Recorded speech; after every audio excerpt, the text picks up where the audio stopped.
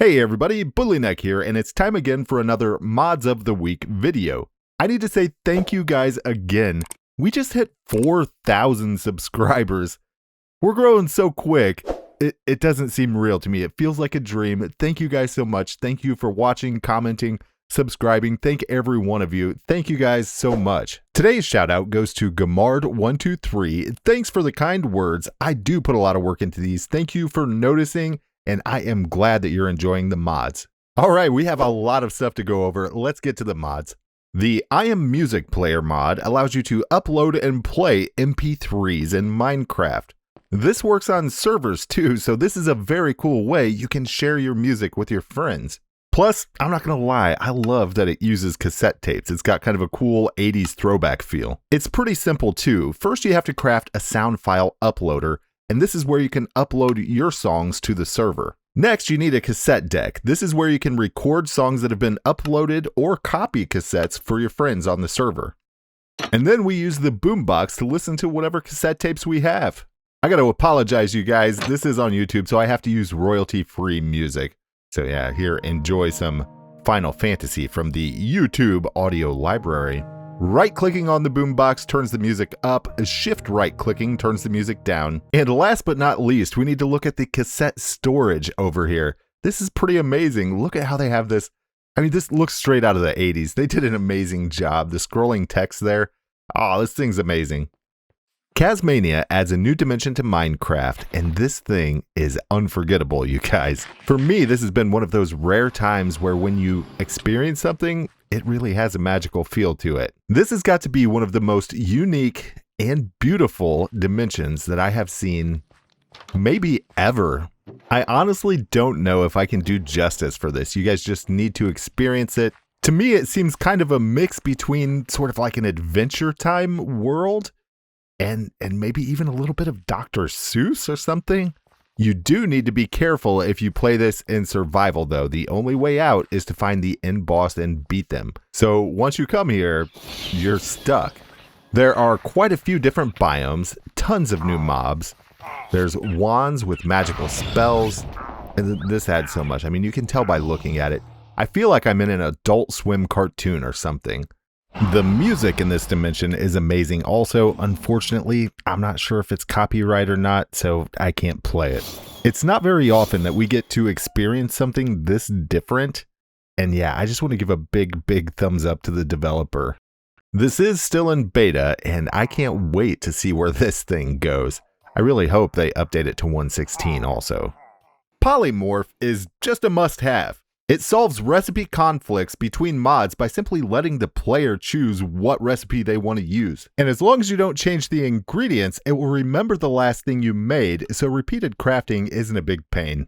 Currently, it supports the vanilla crafting table, the vanilla player crafting grid, the fast workbench mod, and the crafting station mod. I just gotta say, this mod really is perfect. They found a problem, they made a solution, and it's simple and elegant. The Jumbo Furnace is a vanilla-feeling multi-block structure that you make out of 27 furnaces. You just stack them up in a 3x3x3 cube. It has a larger inventory than vanilla furnaces, and by default, it will smelt at about the same rate as a regular furnace. It can handle multiple item recipes and even smelt multiple recipes at the same time. You can adjust the speed that it smelts at and how many recipes it will smelt at a time in the config file. And what I think is one of the coolest features of this mod is the multiple item smelting recipes. It turns it into pretty much a crafting table. So for instance, we could make a baking cake recipe instead of a crafting cake recipe. Hoppers work just like you think they should also. All hoppers that go into the top go into the input. Hoppers that go into the side, anywhere in the side, go into the fuel, and hoppers in the bottom will take out the completed or smelted items. The Recall Potion mod adds ceramic pots that spawn on the surface and in caves. When you break these pots, they drop a variety of semi-common loot with a chance of getting a Recall Potion or a magic mirror. I actually got really lucky there. You've got a 1 in 75 chance of getting a magic mirror. This mod is based off of Terraria, and those of you that play Terraria have probably already recognized this. When you drink a Recall Potion, it teleports you to the world spawn. The magic mirror behaves exactly the same way, except it has unlimited uses. The developer says they plan to add more potions and possibly a way to return you to your spawn point instead of the world spawn point. Bridge Maker is a very simple mod that only adds one block, the Bridge Maker block. It can place and remove up to 27 blocks. Each spot in its inventory can only hold one item. You can't stack items in it. With the way they've designed the inventory in this, that means that we can put exactly what blocks we want where, or we can leave empty spaces if we want. Now, with just one Bridge Maker block, that's not so impressive. But if we use our imagination and a little bit of redstone and we put a few Bridge Maker blocks together, we can make some pretty impressive retractable bridges. I could totally picture this as a drawbridge for a medieval build, or even in a futuristic build, some sort of a bridge that like phases in and out. This is a pretty cool mod. It even remembers changes that you make while the bridge is out. So for instance, if I want these to be top slabs, I can simply change them while the bridge is out, and it'll stay like that from now on. These could also be pretty amazing for parkour courses. Cavern Miner adds a couple new dimensions to make mining more fun. To get to the new dimensions, all you need is a little bit of mossy stone, an emerald, or a diamond. The emerald will open a portal to the cavern dimension, and the diamond will open a portal to the huge cavern. This mod is pretty much 1.15's version of Cavern 2. In fact, it's made by the same person. So if this looks familiar to you, that's probably why. The higher levels are the grass and dirt caves, and as you get lower, you get to the more natural stone caves. There are also some pretty cool structures full of different types of spawners and treasure chests. There's a new skeleton that is pretty dangerous. You also get points when you mine ores in the cavern dimensions, and this can increase your miner's rank. At the moment, your miner's rank doesn't really affect anything, but who knows, maybe they'll bring this into play later on. You can right-click on the portal when you're in the cavern dimension to see your stats, how many of each ore you've mined. The huge cavern dimension is exactly what it sounds like. It's a huge cavern, and personally, I think this place looks gorgeous. I love the look of this place. There's also a couple new enchantments. There is Area Miner and Vein Miner. Area Miner has rank 1 and 2. That will mine a 3x3 or a 5x5. And then there's Vein Miner all the way up to rank 4. They've added Randomite Ore, which drops an assortment of things that looks like this. And finally, they've also added a couple new ores. They added Magnite and Aquamarine, and all the tools and equipment that you can make from those. Just a quick note, the Magnite tools are really powerful, but they have super low durability.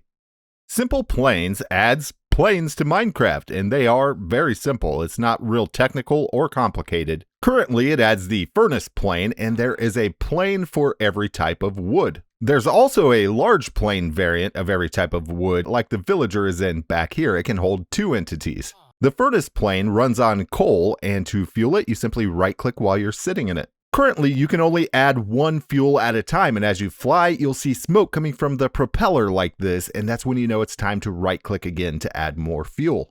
This is such a nice way to transport villagers or entities around. It's so much better than trying to get them around in a boat, and it still keeps kind of a vanilla feel to it. Never Needed or Wanted was created with the intention of using it in a skyblock world. This mod adds a ton. It adds bushes that you can use to get your resources. These bushes aren't found in the wild, you have to craft them yourself, and they drop nuggets that they've also added. And it's just like iron and gold nuggets. It takes 9 nuggets of whatever the resource is to make that resource. So for instance, 9 diamond nuggets to make a diamond. It also adds a variety of monster traps, each improving upon the last. They start with one that drops no XP and no player kill items, all the way up to one that drops everything, and it's even blast proof. There's a cobble gen block that you right click to get cobble with, and the amount of cobble that you get increases based on the quality of your pick. There's an infinite water source block and an infinite lava source block.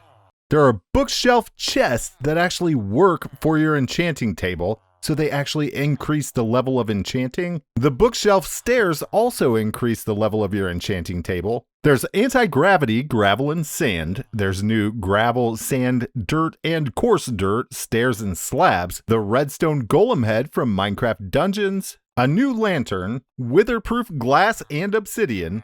A blast-resistant chest. 7 new villager professions, all with new POIs. We've gone over some though, a couple use like the blast-resistant chest and the end lantern. The new villagers include Old Derpy, the beekeeper, the Sea Fisherman, the Sea Trader, the Banker, the Inn Trader, and the Monster Trapper.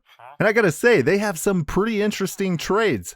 Let's not forget about the Villager Intense Area Growing Range Attachment, or Viagra for short, that speeds up the growth of crops and bushes within range. By default, that's 8 blocks, but you can change this in the config file. There's the Derpy Magnet that grabs everything within 8 blocks, but this can also be adjusted to whatever you like. And finally, there's the Poking Stick that you can poke blocks with to get dust or nuggets, and hammers that you can break blocks with to get bonus drops such as dust, sugarcane, and even possibly villager spawn eggs. It also includes a couple new music discs, a Death Potato, and Weetabix. The Death Potato gives you a nausea effect, and the Weetabix gives you strength. With the Regrowth mod, you can configure creatures to eat and promote the growth of plants, and villagers to upgrade their towns. This mod is highly configurable. You can adjust it to just how you want it. When you configure a creature to eat, it will eat any grass, plants, or flowers on grass blocks only. And if you have healing turned on, it can heal the creature for half a heart whenever it eats. And if it's a baby creature, it'll get a small growth boost. If you configure creatures to grow plants, they'll pretty much bone meal bare grass blocks. You can even choose whether or not creatures can grow tall plants. By default, the creeper does this automatically. Villagers can do quite a few actions. They can cut grass, fix roads, build walls around the village, build walls around their houses, put torches around to light the place up, and cut leaves that are too low and block movement. I think this mod just brings a little more realism to Minecraft, and I like it a lot. And that is all the time we have for today. Thank you guys so much for watching. I hope you enjoyed this episode. If you did, you know what to do. Hit the like button down below. Subscribe if you haven't subscribed. Thank you so much for watching. Keep playing. Keep having fun. We will see you guys next time. Bye.